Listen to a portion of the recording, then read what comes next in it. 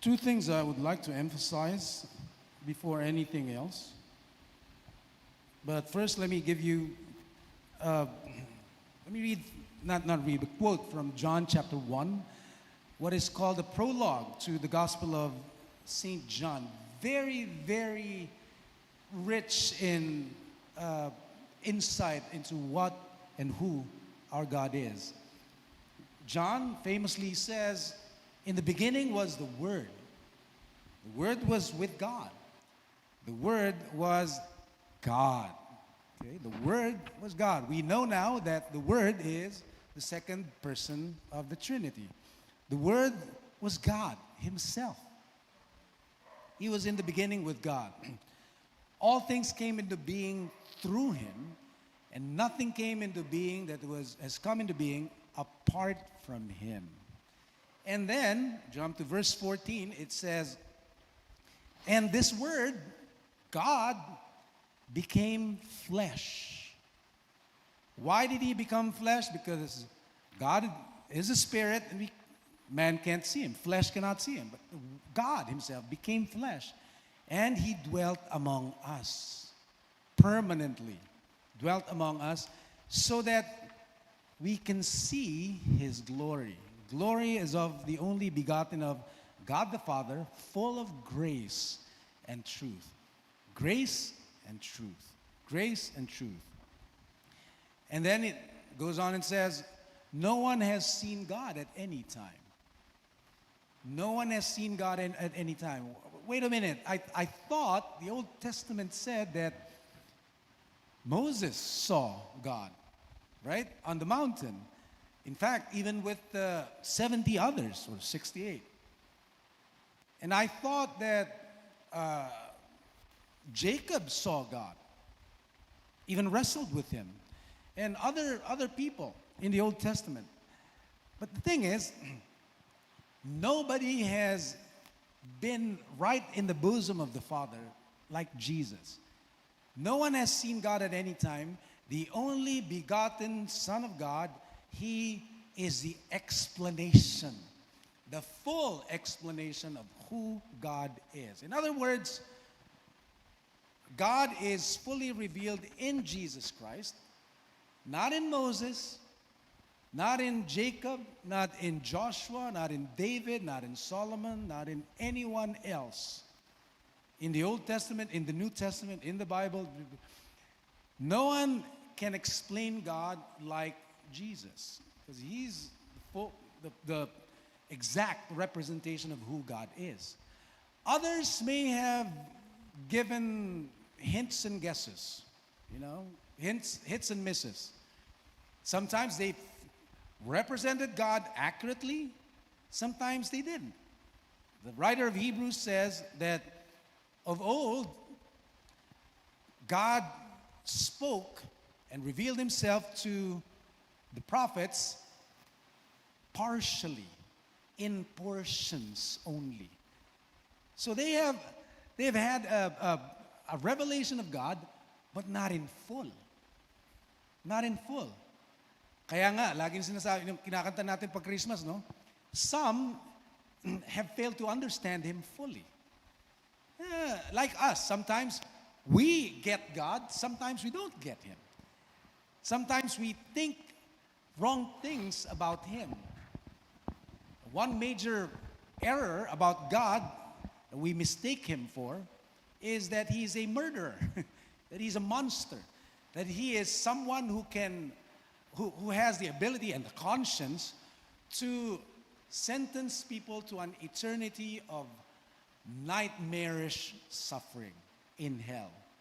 That's not God. How do we know that? Because Jesus is not like that. Okay, so when everything was created, sabi dun sa Book of Wisdom, when everything was created, God intended that everything would have life, that everything would live immortally. Walang kamatayan nung unang panahon, nung ginawa ni Lord. Sabi niya, everything in the world has no destructive poison in them. God did not invent death. That's what the book of wisdom says. God did not invent death. And everything He created has no destructive ability in them. Ang nangyari nga lang, and again, this is maybe way beyond our understanding. No? The devil, the spirit of the devil, because he had free will as well, the devil introduced sin and death. So and everything changed after that. But we must understand God never changes. The two things I want us to remember is this. God is unchangeable. He's immutable. He never changes. He's the same yesterday, today, and forever. Number two, God is like Jesus.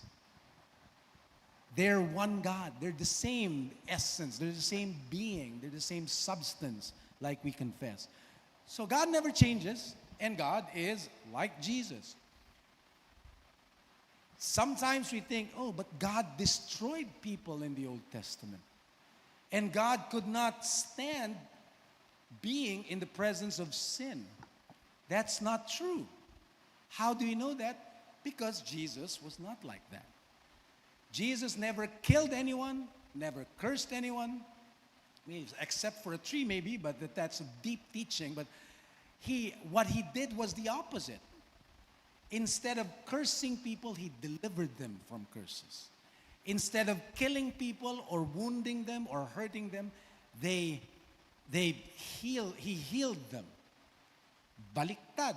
Instead of being disgusted with sin, he ran to sinners. Diba? Yung kinakanta ng sa mga favorite songs natin, yung when God ran, He ran to me, a sinner. He doesn't feel icky or ewy about sin. No. Light came into the darkness. A great light came to those who were sitting in darkness and in the shadow of death. And you know what? He went even in hell, to hell. The height of darkness and vileness and sin and evil. He went there. Why? Because his children were there and he delivered them from there. So that's who God is. Never kills, never hurts, always builds up. Creative, not destructive. We know that because we see that in Jesus Christ. He's the giver of life, not the taker of life. Now, I set that up so that we can now look at what Jesus said to James and John. They were on the way to Jerusalem for what we know now as Holy Week, right? The Passion Week. And this must have been the third time they went to Jerusalem in Jesus' earthly life. But on the way, understand this is not a 1 hour, 30-minute journey. They didn't have vehicles then. They walked. And it took them several days. And they had to make stops. And so, inabutan sila ng gabi sa Samaria. At alam naman natin na ang Samaritans at saka mga Hudyo, they're not exactly friends. Right? So magkaaway yan. Kaya, nung gustong manuluyan nila Jesus and his party somewhere in Samaria to spend the night there, but tinanggihan sila. Tinanggihan sila. So nagalit itong James and John. Again, mali yung pagkakakilala nila kay Lord. Ito yung nasa isip nila, Lord, this would be a good occasion to do an Elijah. Ano ba yung ginawa ni Elijah? Pinagsusunog yung mga kaaway ng Panginoon. These are God's enemies, Lord. Sunugin natin. You want us to call fire down from heaven and consume them? And Jesus rebuked them and said, you don't know what spirit you are of. The Spirit of God does not destroy men's lives. Amen. But He saves them. Amen. Hindi ko maintindihan ba't hindi natin lagi natin nakakalimutan to eh. Namatay yung kamag-anak ko, kinuha na siya ni Lord. You know, kinuha ni Lord. O kaya, nagdudusa ako kasi pinaparusahan ako ni Lord.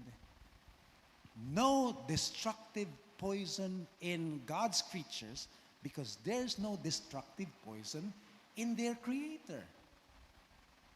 Yan ang Diyos natin. No? Somebody even debated me about God killing people. God does not kill people. God gives life. Amen. He gives life.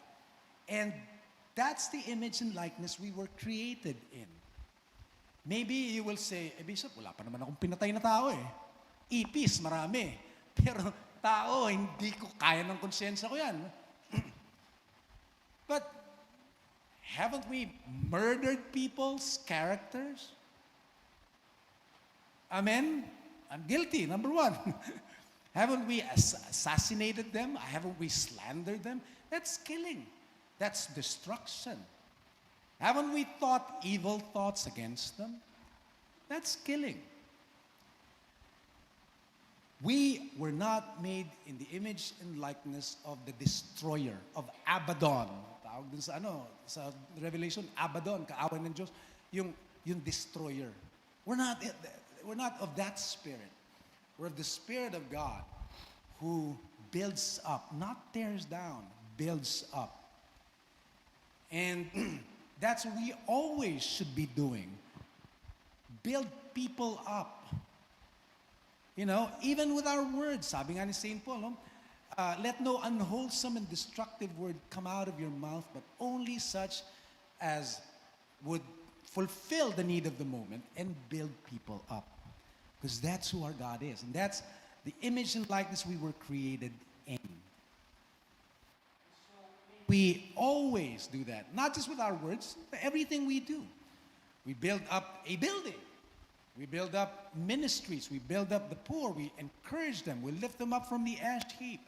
Those who are downtrodden, we give a word of encouragement to them because that's the spirit of life. We give life and we sustain life when we nurture life because we are of the Spirit of God who is creative and encouraging. Because also in the first place, that's the way it is in the kingdom of our God.